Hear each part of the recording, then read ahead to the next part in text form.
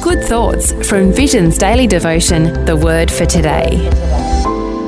In Mark 9 verse 23, Jesus said, "All things are possible to him who believes."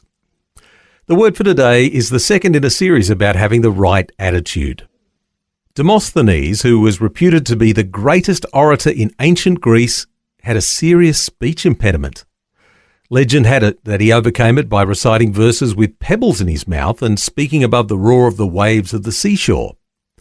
As a prisoner in the Wartburg Castle, German priest Martin Luther made use of his time by translating the New Testament into German. Beethoven wrote his greatest symphonic masterpieces after losing his hearing. John Bunyan wrote The Pilgrim's Progress when he was in prison.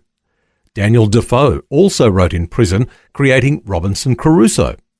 Abraham Lincoln is thought by many to be the best of the United States presidents, but he obviously wouldn't have become known as a great leader if he hadn't led the country through the Civil War.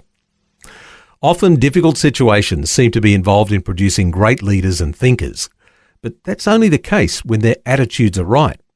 When a problem comes in contact with someone who has the right attitude, the result is often wonderful. Out of great turmoil come great diplomats, business people, scientists, educators, pastors, and others. Every challenge is an opportunity, and every opportunity has a challenge. But it's the attitude with which you approach your problem that largely determines the outcome. When a man whose son couldn't hear or speak asked Jesus to heal him, Jesus replied, "If you can believe, all things are possible to him who believes." The man replied, "Lord, I believe. Help my unbelief." And Jesus did. Plus, he healed the man's son. If you need help with your attitude, talk to the Lord today. And that's Vision's Word for Today. The Word for Today, Australia's most widely read daily devotion. Read it, share it or subscribe. Free at vision.org.au or in the Vision app.